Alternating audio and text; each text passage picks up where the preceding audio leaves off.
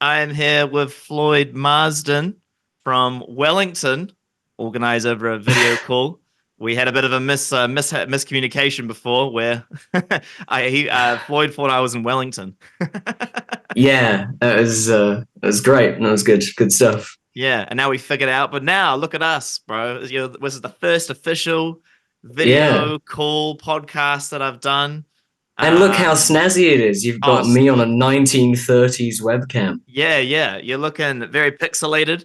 I feel Oh like, yeah, yeah, but the audio is That- quite good. So it's like at least that's going. Like, well, yeah, the audio is great. My microphone broke just before setting this up, so everything's going wrong today. But it's okay. I well, we're look the here. best I've ever looked in pixel format. Yeah, look very good in pixel format. Thank you. Sweet man. So I was checking out a lot of music you got on Spotify, a few of the YouTube videos and stuff.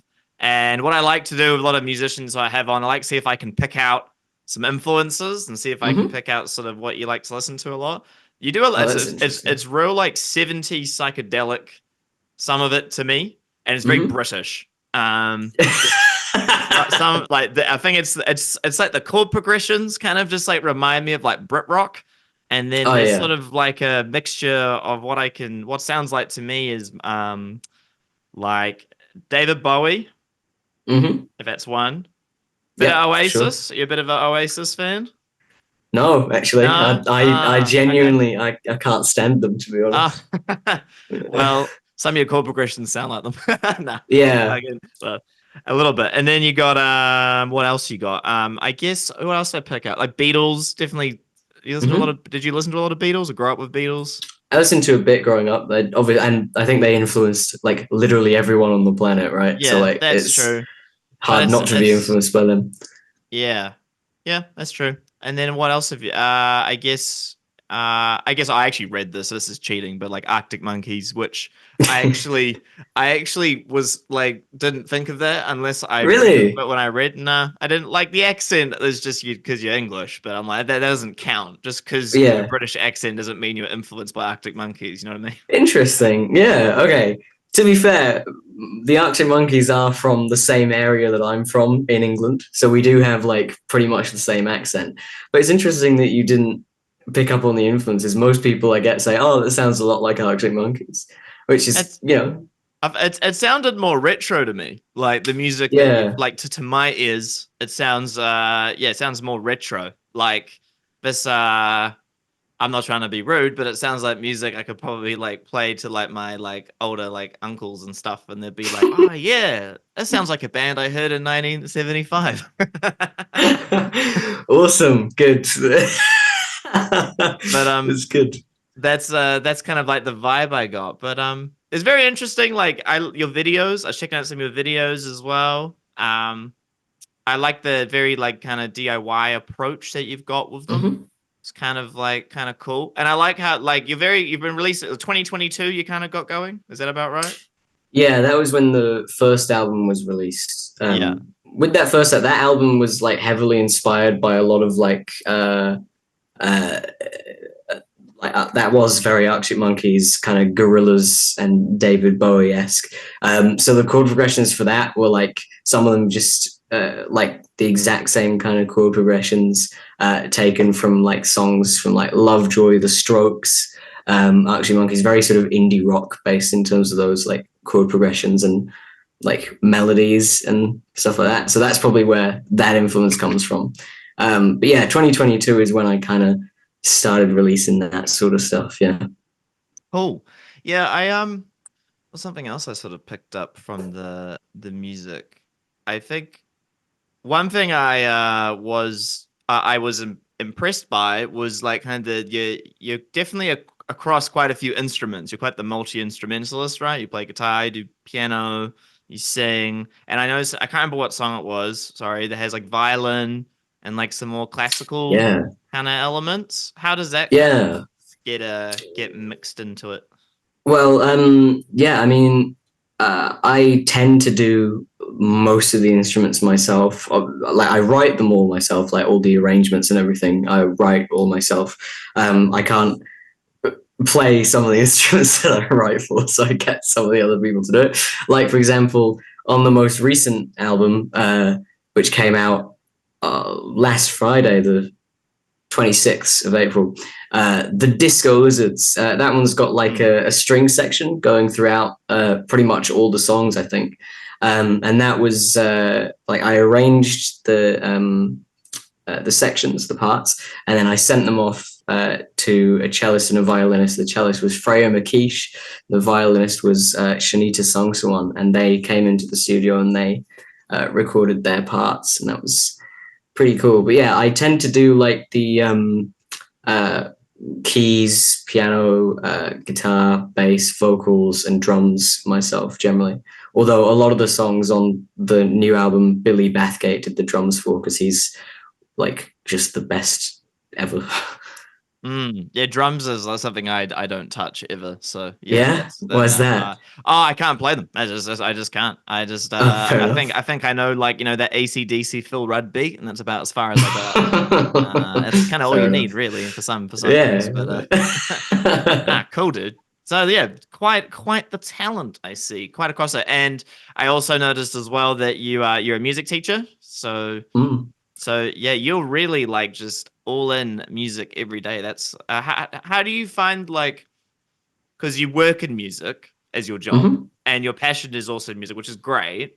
But do Yeah. you find sometimes like does it ever clash for you? And like maybe some days you get done maybe playing with students all day, or you're doing a lot of work, and then after work you got like some personal music stuff to do, and you're like, oh, like do you ever get?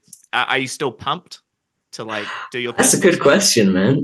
I think, well, I remember like ages ago, like maybe 6, 7 years ago, when I kind of was first like still like very like beginner, like learning instruments and learning about music. And I sort of realized that it was a really strong passion. And one of the things that I really wanted from that was to have my life like revolve around music, to get a job in music and to basically be doing music every day. And that was one of the things that I wanted. And then it's only, I think I've been a teacher now for a year or two. So it's only in the last year or two that that's really happened, that I've been able to do like, obviously solo musicianing and then stuff in like a band, and gigs and making albums and stuff at the same time as doing music as a full-time career in terms of teaching. And obviously like that, it's like a dream come true for me. That's what I've always wanted. I've always wanted to be able to take music and do it as just as the focus of my life. I don't think I do get like worn out with it, to be honest. I think because it's just such like it's like my one prime way of like communicating and therapizing myself in a way. So it's like if I'm stressed, I fucking hop on the piano. If I'm feeling angry, I'll write a tragic rock song on a guitar or something like that. It's just like my way of sort of Mm. getting stuff out. So I don't think I do get bored with it or worn out with it. I'd say sometimes the only thing that I'd really get sort of frustrated with or tired with is like the admin behind it sometimes. Like if I've done like a full day of teaching, then I've got to go home and do marking and then email all these venues and then sort out my finances for like the previous gigs that I've just done and stuff like that. Like the admin side of things, I can get home and go a bit, oh my God, I don't want to do this anymore. But like, it's minor complaints.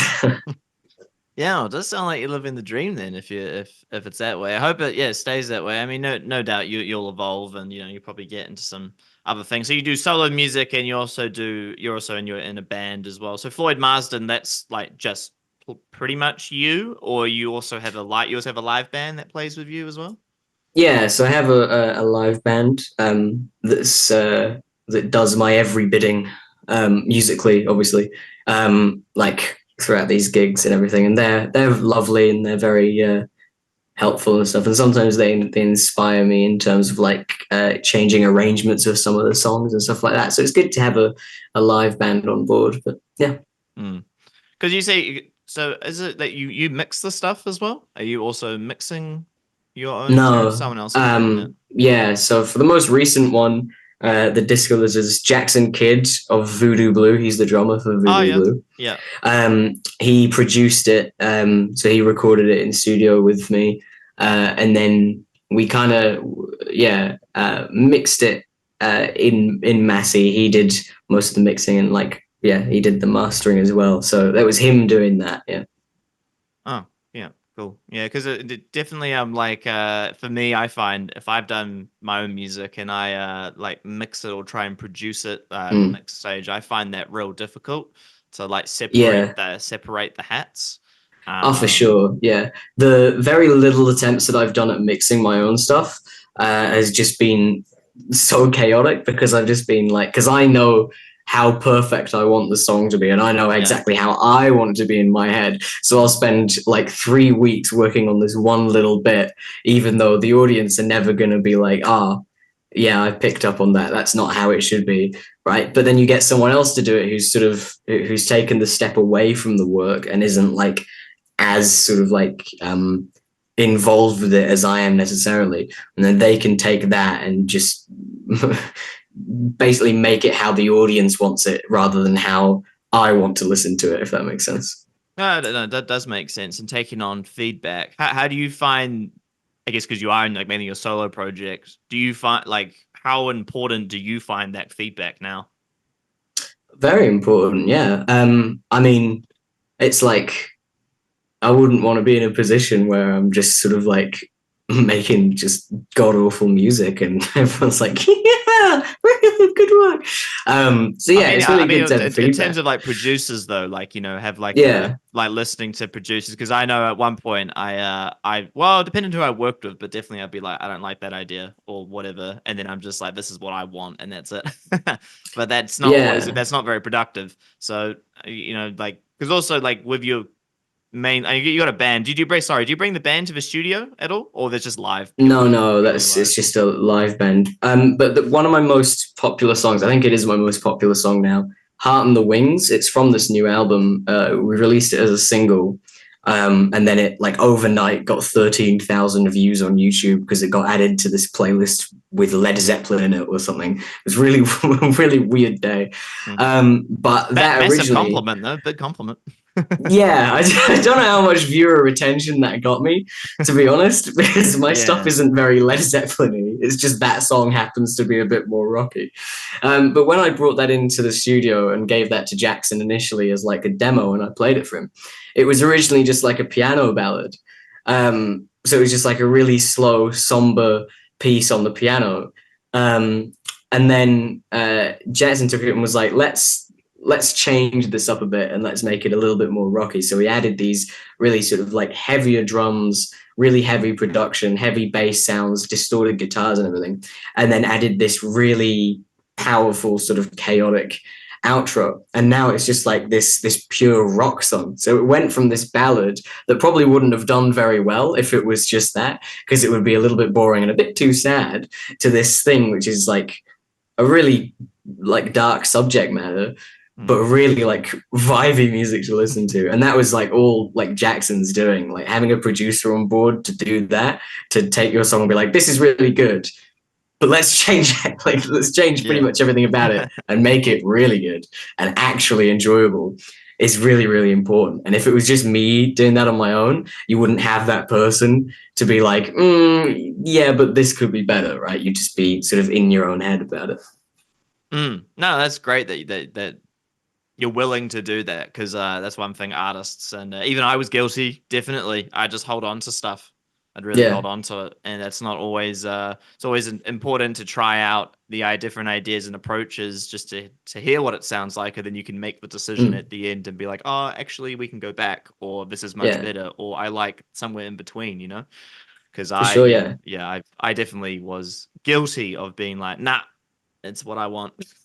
Yeah, no, for sure. Yeah, It works the definitely. other way as well. Like, there Yeah. was a song, there was a couple times on this album that there was a song called Butterfly Effect. Um, and I remember like we did the demo and I was like, it's okay. I'm not like a huge fan of it. I don't know if I want to progress it into like a full song. and put it on the album. And Jackson was like, no, I have faith in it. I think we can make it work. And then just like throughout the recording process of doing that properly, I just kept being like, oh, I don't know how I feel about this. And then eventually it got to the point where we did this big change on this song where we ended up introducing these like bossa nova elements to it. So we added in bongos, added in like a bunch of percussion. I think we added in glockenspiel or something like that. Made it really percussion heavy and sort of like Latin music. And now it's one of my favorite tracks on the record. And again, like if Jackson hadn't have made that change and suggested it and like stuck with the song, it wouldn't be one of my favorite tracks now, and it would probably be scrapped, right? So it works both ways, which is really cool. No, definitely. That's it's really like that balance, but you don't know, and like from my experience, until you kind of do the whole, like do kind of the whole process of doing what they want, what you want, and then just like finally finding that sweet spot in the middle of whatever that is, I noticed like one thing in your lyrics to me sounds like you kind of play around with quite a few like metaphors in that, and one of the song titles, oh look at that, we're already running out of time on Zoom. Are we? We've got 10 minutes. Look at that. God, trying to upgrade us, gotta download the pay for it and shit. Oh, sorry. We'll resume after this. That's all right. I'll just splice this together. Easy. You got that song, "Don't Worry About Jesus," and I'm kind of like curious, like what is, if you don't mind, a bit more insight on that song, because I find that quite interesting. It's because if you don't mind sharing. Yeah. Look, I'm not gonna lie to you, Scott. That song, for the longest time, I had no fucking clue what it was about. I know I wrote it, and I know that I recorded it, and then I was listening to the demo, and I was listening to like the full song, and I obviously, showed a few people it to get their opinions on it, and they were like, "What is this about? The lyrics are just mental. They don't make any sense." And I was like, "I wish I knew. I don't know. I don't remember actually writing it." And then like a couple months ago, I was thinking about it again, and I was like, I think I understand where this song came from. And if I'm being 100% honest with you, man, I think I took acid and then wrote a song about being on acid. And I think that's what happened. I think that's what Don't Worry About Jesus is. I think it's just me being fucking high off my brain on acid. Yeah. And then writing a song during that time. Right, yeah. Did you meet Jesus on the acid trip? I can't remember it. Apparently so. He's obviously not very memorable. No, well, yeah. That's crack up, bro. I like thanks for the honesty, man. That's crack up. Well, I didn't want to give some like half-assed answer, like, well, it's actually about leaving religion behind. And it's yeah. No, I was just fucking high. I don't know what to tell you. Well, that reminds me of something that like Rick Rubin said. Rick Rubin, the American producer, he was saying like quite a few bands, they'll write these songs and they sometimes won't know what it's about until like a year afterwards. Well, they don't really. Yeah. So like what you just explained, I think it's actually more common than even I reckon, because like I've had songs where a couple of times if I wrote them, it'd be like, oh, this is about this, and it turns out it's like 20% that, and then it's actually like something else entirely. I'm like, oh, that's what I was getting at. I have a couple songs like that actually. It's really weird, It's really strange. I'm like, oh, that's very weird, and I'm pretty sure it's this, and then it's like story. There's a song on that first album from 2022, and it's called Cryptic Symbolism, which I suppose is quite apt, I suppose. And I've no idea what it's about. I can't figure it out. I wrote it so long ago now that the meaning is lost, and I don't know what it's about. I don't know what the lyrics mean. I don't know what I was talking about. And then the last song. Oh, sorry. Continue. The last song on this most recent album, When You Know, is like, I know kind of what it's about, but it's sort of it's taken on so many different meanings through like various different stages of its like recording process. Like the demo, when we recorded that, it means something different to what it meant now. And I'm still like, having performed it for the first time on stage a couple of weeks ago, and crying during performing it, which is a bit embarrassing. Now it means something different, and it's like, it used to be about, when you realize that you fall in love. Then it was about when you realize you've achieved your life goal or something, and now it's about when you know you've finished an era of your life or a chapter of your life. So it keeps evolving into a new meaning, which is really nice. Deep. I like it. So deep, so deep. I have to fucking chuck another tab. Yeah, man. Try 2 tabs this time. you might meet 2 Jesus, you might meet 2. That's yeah. No, it's have you ever found like an initial emotion you had with a song? You kind of just described it then, actually. The initial emotion you had with a song, like with, especially because if I just relate to myself, because it's just like an example of like anger. And then after a while, like it kind of like, I don't like, tapping into it gets harder because like as time progresses, or like you said, it evolves. Is like now it's like, and now like you get real, you crying on stage and stuff, which is pretty. That's really full on. But like I've found sometimes with like, depending on how old a song is or how you write it, it's like tapping in back to what that is can be difficult. Yeah, I definitely do feel that. That like is sometimes the reason that we kind of drop the songs from the set list occasionally. One of probably the most popular song from the previous album was called Citrona. And that was like about a quite sort of angry and confusing time in my life where I didn't really know what was going on or what was happening. And like it was just a very difficult feeling to capture again on stage now. So we performed it like a bunch of times. I think we've performed it like 30 times throughout the last 3 years or something like that. When we first started performing it, it was very raw and it was very sort of emotional and cathartic. But now I find when we do it in a rehearsal space or when we try and do it live, recently, it doesn't really have that feel to it anymore, and it just almost feels like I'm doing a caricature of a former self, if that makes sense. So we have just kind of dropped it from the set list now, and we don't really perform it anymore, which someone got quite upset at me for, but I'm like, it just doesn't feel. I feel like it runs the risk of being disingenuous for me to still perform it, if that's not too pretentious. Well, it's in between, isn't it? It's like it's music's for yourself, but there's also an audience, and it's sort of like you have to make that decision of like, who is this really for?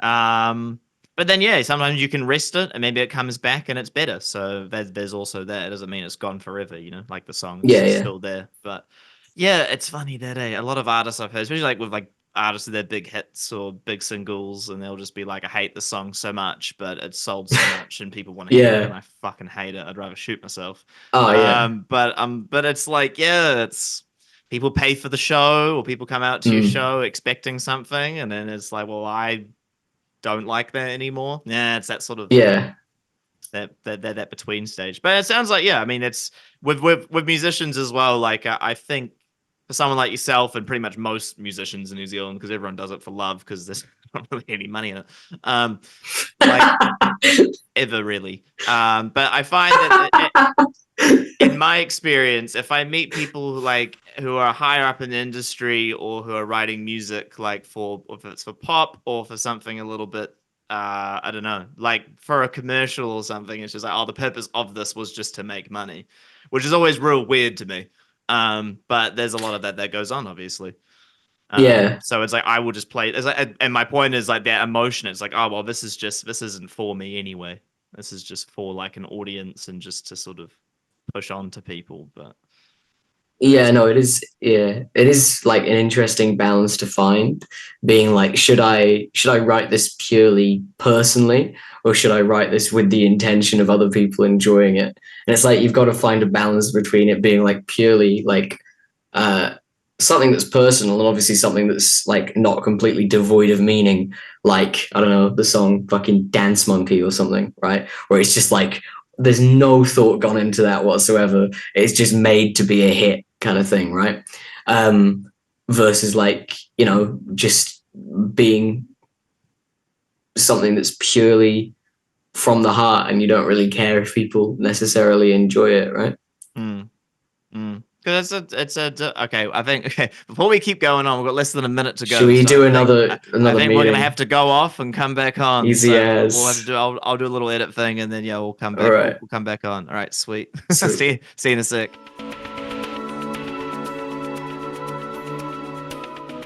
And we're back after getting cut off by Zoom.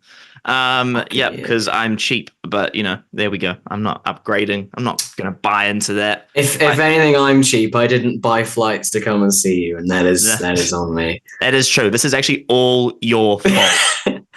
Just you know, come to Mount Albert, not that is Mount Albert in Wellington. You're the first person to do it. Actually, it's actually quite funny to be honest. But it's an honest mistake, though. It's not. I guess. Yeah. If you said you saw Voodoo Blue, and then you're like, oh yeah, Yeah, must be in Wellington. yeah, I mean, there is more music. Is there more music in Wellington? That's it. Well, it's just more artistic, I suppose. But in Auckland, we definitely have a crap load more bands at the moment. There's a lot around, which is quite yeah. exciting. Are you going to come and do a gig in Auckland at some point? Oh, hopefully one day. It's on the agenda for the year for sure. Nice, nice, nice. Trying to think like with the kind of music you'd actually there's loads of places you can play. I'm just trying to think of Yeah. like one that would really fit your vibe, like what would really suit it. Well, I've been booking in a few just like solo acoustic gigs recently. Oh, yeah. Like around Wellington, just because like I did a couple to promote this album that was just released. So I did like a couple like just to showcase the songs in an acoustic format and just have a more intimate feel to it. And I actually really enjoyed that. I didn't think I would, but I did. And it was really nice. And so I decided, well, I might as well try and do some more of that kind of stuff. So I'm thinking if I do a gig in Auckland, it might be more of like a couple solo gigs up there, like a couple acoustic ones, Yeah. in some bars or something, rather than an actual sort of band thing as well. Cool. Yeah, well, there is a lot of opportunity for that. You know, like the bar's always looking for acoustic artists to come in and do some covers or what have you. All right, well, let's go back to the beginning because I haven't asked that question yet. Since you're so involved in music, like you said, every day, you know, you're doing music lessons, teaching, you're also doing your band, your solo music. Why? He says it's obviously your whole form of expression. You want to be around it all the time. What led you to this? What led you to do it? Phew, I don't anxiety. I don't know.